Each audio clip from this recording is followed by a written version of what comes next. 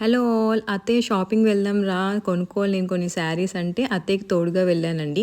వెళ్ళేటప్పుడే first మైండ్లో అయితే అనుకున్నాను అక్కడ ఎంత మంచి శారీస్ చూసినా నేను అస్సలు టెంప్ట్ అవ్వకూడదు, శారీస్ తీసుకోకూడదు అని ఫిక్స్ అయ్యాను.